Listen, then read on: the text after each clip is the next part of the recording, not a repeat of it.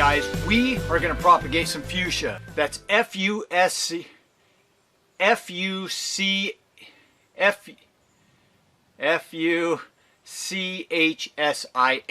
Go look it up. I had to. Let's get set up. Now, if you haven't seen the video of me doing the geranium cutting, then you need to go check it out. I'll put a link up here. But in that video, I tell you how much I love containers. And a couple of years ago, I said, honey, for Christmas, honey, I would like a plant propagation setup. And she said, Mike, a plant propagation setup? I mean, some cheap little flimsy plastic thing. And I said, no, I want a nice one, because it's not just any container. We want nice containers. And I got it for Christmas. Here it is. It's a beautiful little propagation setup. It's hard plastic though. That's what I really like about it. It's not those soft plastic ones that can bend and break and, you know, are just really cheap. It's got some vent holes in it that you can open up for heat. It's got a nice, strong, sturdy bottom. No drainage holes in the bottom, which is good because I can put something that I want to, you know, have for drainage inside of it. We're going to use this little frame to this little setup, this little propagation tote here for our fuchsia. And that's F-U-C-H-S-I-A. Now, fuchsias are propagated pretty much the same way as any other softwood cuttings, you know, just like the petunias. If you haven't seen that video, go check it out. I'll put a link here. But fuchsias, see, there I go, petunias. Fuchsias are just a beautiful flowering plant, and they're used a lot in hanging baskets and sold around Mother's Day, and you know, all around Mother's Day, before, after, during Mother's Day. But that's the biggest time frame that those baskets are sold, and they go for big bucks, guys. If you love hanging baskets and you want to get into creating your own, fuchsias are a great one for them, and you can make a lot of money selling hanging baskets. So I'm going to head out. I'm going to fill this guy up with some medium, and we're going to get started. By the way, it's July 27th. We're a little bit late in the season for this. Not late, they're still going to work out just fine, but normally I would propagate these guys earlier on, even a month ago, maybe even sooner. Just grab some of this soft material here, and we're just going to fill it up. So if you guys are wondering what this stuff is, I'll just let you know now, because I get this question a lot. But this is actually a material I get from a local dairy farm. It's cow manure that's completely composted now, but it's 50% shavings, 50% cow manure basically. This dairy farm has a huge barn where they keep all their moms, and the cows poop on it all winter long, and they put layers of shavings down, and they poop on it, and they put more layers of shavings, and they poop on it, and it just goes all winter long like that. Every spring they get a cat or a bulldozer, and they push it all out of this huge barn into a gigantic mound. It sits in compost, and then I go get it with my dump truck. So here's all our supplies. We've got our little medium filled propagation setup here. We've got all of our little fuchsia cuttings, and like I said, we could have taken these earlier in the year, but they'll still root just fine. They're just a lot tougher, so they may take a little bit longer. They've hardened off somewhat. A lot of people ask me this question: how do you propagate these things with the flowers on? Well, you take the flowers off. So on little plants like that, I don't worry about it because they root so easily, and little buds right here you can see are down in between every node here. You've got new buds that are just waiting to shoot off, so you can propagate in between each of these little nodes, and you're going to do just fine. So let's go ahead and start taking some cuttings. I've cleaned my pruning shears with some alcohol. I'm going to push this guy back here, and we are going to snip away. This is not rocket science. I'm just snipping right below a node. See that, guys? Right below a node, but leaving some leaves up top here. I'm going to strip these leaves off.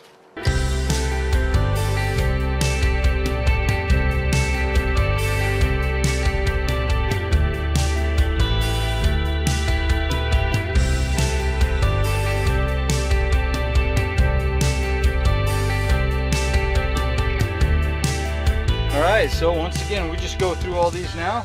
We're going to strip the bottom leaves off, create those wounds that are there, and that's all it's going to take for wounds. You'll get tons of callus buildup in there and lots of little roots growing out of there. And for these guys, they root so readily, I'm just going to have one top layer of leaves and one little node down below. I'll probably snip it again just below the node, maybe halfway between the end and the node there. So I'm going to go through all these guys and we're going to get this finished up.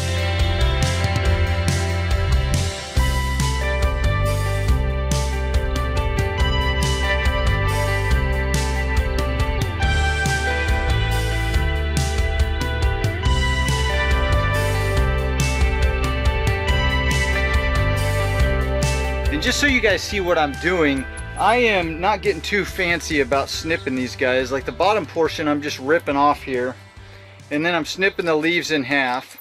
Occasionally I'll come across something with a bunch of growth all around the top there, not just 2 leaves, one on either side. So I'll strip the bottom leaves and just kind of go through. I mean, these guys are little. You don't have to get too precise. I just kind of go through and snip around the cutting. Sometimes I've got longer shoots coming off. Just snip around the cutting and leave some green on them. Now, once again, I've got some flowers on this guy. They haven't bloomed yet, but you don't want all that energy going into these flowers. With these types of plants, I like to snip them off because it doesn't create too much of a wound on there up here for bacteria or anything to get into. It's, you know, pretty minor, and it just helps the plant to put more energy down into the roots. Another tip that, you know, might help you guys too, and this is just a little thing for your arsenal. You can see at the very top here, tiny little buds, and they look like little flower buds starting to come out of there. So a lot of times, and even without the flower buds you can do this, but a lot of times if you just take and just pop the little top off of there, what that does is it actually takes all the plant was generating hormones and sending them right to the shoot to create shoots going straight up and create more flowers and more growth and all that good stuff. But by doing that, it makes the plant go, hey, wait a minute, buddy, what's going on? And it redirects all of those signals, all those hormones back down to this area right here to start forming roots. So it helps speed things up a little bit.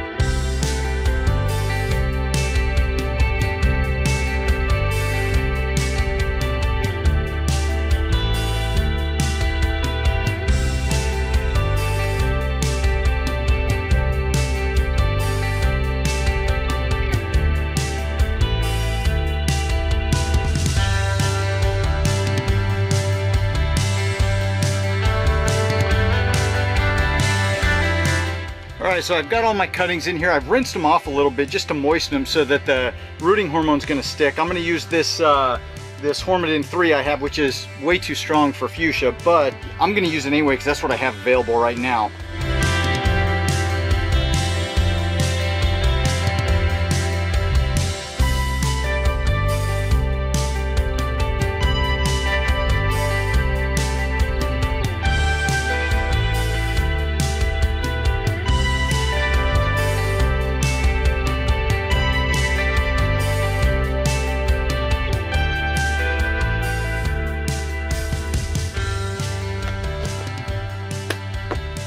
And that's all there is to it.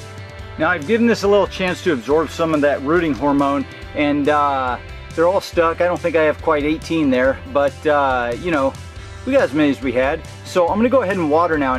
Now with these guys, because I have good drainage in the bottom there, I don't need to necessarily worry too much about standing water, because I'm gonna water this right now, and then I'm gonna let it drain through all the way and drain out and just kind of get all the excess water out.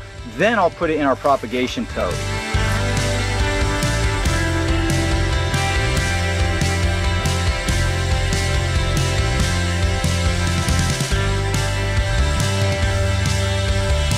Alright, so we've got everything ready. So I'm going to take my little tote here, place it on the table. We'll grab our little plants. I've drained out all the excess moisture pretty much. It's just there's a couple of drips here and there, but that's okay. And it's going to be able to drain still underneath here. That's not a big issue. And then we're going to place our lid on. And then for right now, I think I'm going to watch it and just leave these vents both wide open, because of the fact that it's so hot right now. We've been up around 100 degrees, and I think that this is just going to get way too hot. I'm going to place it in shade on the north side of a building, but I still think this is going to get too hot. It's still really hot outside, and I want to let some of that heat come out of here. And I believe that we've got plenty of moisture in there. It's still going to be able to replace the humidity in here as fast as it's losing it through these holes. Now I want to talk about something for a minute. You guys are all well aware that heat rises, right? Well, right? So one of the things that I want to mention, I get this question a whole lot. You know, actually it's not so much a question, kind of, but people will come on and they'll say, you know, my leaves are all I took my cuttings, my leaves are all turning brown, I did everything that you said, and they're all dying, help. Well, it's kind of tough to help. I'm not at your place. I don't know what the weather's like. I don't know what the condition of the cuttings were when you took them. I don't know what the, the heat, whether there's clouds, whether there, do you have it on the north side of a building? Is there sun able to hit the thing? What kind of a frame do you have it in? What kind of a tote do you have it in? What kind of rooting hormone did you use? What kind of plants are you propagating? There's so many variables. It's so hard to pinpoint it in a quick little question like that. So throughout these videos, I try to add little tips and tricks, and hopefully you guys are watching all these things all the way through, because I keep dropping little bombs throughout the videos and little tips. But here's one for you that might help. And I think one of the problems people are having is heat. So yes, these softwood cuttings need to stay humid. Unlike the hardwood cuttings, the softwood cuttings need to stay humid. But it's not a perfect rocket science world. They don't have to, everybody says, well, they got to have 100% humidity. Well, do they really? I mean, when you use a mist system, they're outside and there's no humidity, or there's no plastic over top of them, and they mist, and then the mist evaporates from the leaves, and there's probably a few seconds, depending on the heat and the temperature that day, there's probably a few seconds or maybe even a few minutes where all the evaporation's gone and there's no mist. Oh my Lord, they didn't all die. So, it's not an exact science. It's more of an art. And so when you're trying to figure this out, don't feel like this has to be 100% humidity or they're all going to die. Now I know in the hydrangea video I did, and I've had tons of questions coming back about this, and people say, did you leave the lid on the whole time? And if you haven't seen that video, I'll put a link up here. But the answer is, for that video, the first one way back when I got the cuttings from Oregon, the answer is yes, I left the lid on the entire time. I propagated the plants, I put the tote down, I put the lid on, done. I left it alone for like 4 or 6 weeks or whatever it was. You can go back and watch the video. And they rooted great. They rooted just fine. However, I don't even remember in my mind right now. It's been a couple of years. But at that time, the weather might have been a little cooler. Or maybe it was hotter. Actually, now that I'm thinking about it, I think in that video, the weather was a little hotter. But I kept an eye on things. I placed it on the north side of a building, and we were actually later in the season, so the weather was getting cooler over time. I think the day I took them it was hot, but we were probably middle to late August when I did those cuttings. Right now we're July 27th. So I mean, I'm telling you, it's been in the hundreds around here. So I know I'm rambling again. Here's the tip. If it's hot outside, vent them a little bit. The humidity's not gonna kill them. The lack of humidity, and there's still not gonna be a lack of humidity. As we're just sitting here, I only put the lid on this thing 2-3 minutes ago, and you can already see some humidity starting to build up in there. I hope you can see it. Hopefully the camera picks that up. Whoa, watch it, little buddy, slide back over. You can see some humidity starting to build up in there, and on the lid there's humidity all throughout this thing. There's plenty of humidity building up in this little tote. So you can see that as long as you see that, as long as you see moisture in there and humidity, you're good to go. Now around the little vents, you might not see as much built up around there because that's where it's all leaving. But as long as you see humidity, you're good to go. Now you may need to pay attention more to watering when you've got an open system like this, kind of like an intermittent mist system, but you don't have to pay as much attention as you do with an intermittent mist system. So make sure that you're not building up too much heat in here. You can allow a little humidity to escape. It's perfectly fine. Maybe the cuttings have 95% humidity in there. I don't know. It's perfectly fine, but if you have too much heat in this thing, it's going to kill your cuttings. And I'm sure that is what's going on with everybody right now. They say, I used the perfect soil. I did everything like you said, but they're all dying. The leaves are turning brown, they're rotting, and they're dying. Man, you got too much heat. That's all there is to it. You either got too much water or you got too much heat. But if it's right now and it's 100 degrees, 110 degrees at your place, you got too much heat because the ambient air is 100 degrees. So what do you think is going on inside of here? Even in the shade. So you got to have some type of a ventilation system, and that's where my other system that I'm filming right now that I haven't shown you guys yet, or maybe I have. By the time this comes out, maybe I have shown it to you. I don't know, but that's where that system comes in great. But you got to get some ventilation. You got to get some of that hot air out. If you don't have vents like this, go out there every once in a while and just kind of open the lid, or you can even prop the lid a hair and just allow for just a little hairline crack in there to let some air flow through all the way around. as long as there's humidity, it's not going to kill anything. And to tell you the truth, this time of year, these cuttings are not quite as softwood. They're a little more hardened off, and they can take a little bit more abuse. They can take a little less humidity at this time. I wouldn't leave them out without any kind of a cover at all, but a little less humidity is not going to kill them.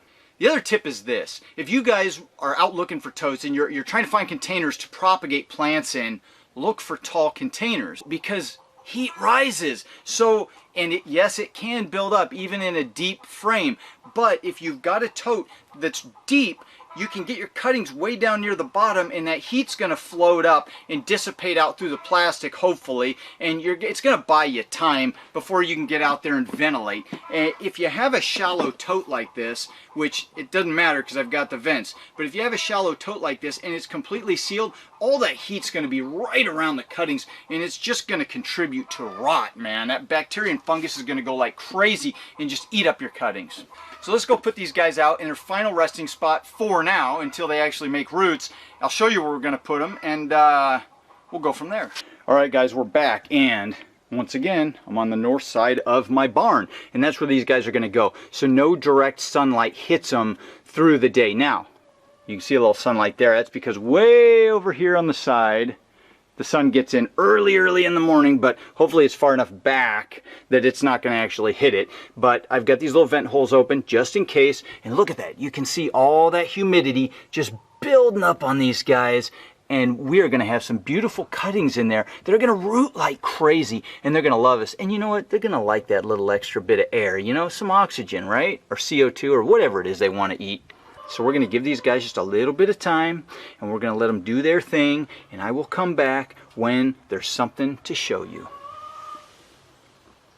What is today, guys? The 7th, the 8th, the 9th of September.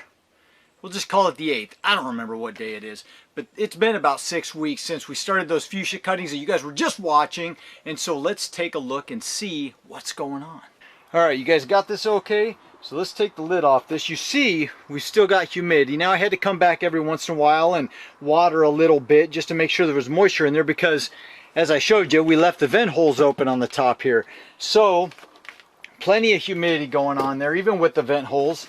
And here's our cuttings. I think I watered last, it was about 5 days ago. And they're still retaining a little bit of moisture, as you can see there. But everything is doing pretty good. I lost one cutting in here so far in all of that, and it was right here in this slot, and it started rotting and dying back, so I just pulled it out and threw it away because I didn't want a bunch of rot in there. But as far as I can tell, the rest of them have all been rooting pretty well. So let's take a look here. If you can see the bottom there, do you guys see that? There's some roots coming out of those holes. And these guys are doing pretty well. So let's take a look. Let's pull this guy out right here. Look at that, guys. Look at all those beautiful roots, man. Isn't that just cool? I'm gonna go rinse this guy out. There it is, guys. Check that guy out. All the massive roots, man, just popping out of that fuchsia cutting, and I mean, it just looks fantastic. I love seeing all that. All right, let's take a look at some more here, see what we've got. There's another one. I won't totally disturb it, but you can see same amount of roots, just massive amounts of roots right there. Another one, maybe this guy. He's stuck down in there pretty good. Tons of roots going on there. So you guys are starting to see the trend, huh? These guys root pretty darn well. Look at that. I just think that's cool. So what am I going to do with all these cuttings? Well, I don't really know yet, because we're headed into winter time, and right now is really not the time to grow fuchsias. They're a summertime plant. They take off in the spring and they grow like crazy. And as you can see, they root like crazy. But you know, I'm not into the business of trying to keep fuchsia alive all winter long. I don't know, maybe I should try. Maybe I should stick them under with the figs this winter and just let them kind of stay inside and go through the winter time inside under lights and see how they do. it's a little extra work and it takes up some room where the figs are, but maybe that's what I should do. But in the meantime, you guys get the point. These guys root really easily, and we took these cuttings July 27th, which means it was already later in the summer. If you would take these cuttings even earlier, like a month earlier, maybe even sooner, these things would have rooted way faster and even better, and they would have had time to put on a bunch of green growth. So, as you can see, these guys root really well. The Fuchsias were definitely a success. I hope you guys liked this video. If you did, please hit the like button, subscribe if you want to follow along, and I'll see you guys. Oh yeah, have an awesome week. And I'll see you in the next video. Adios.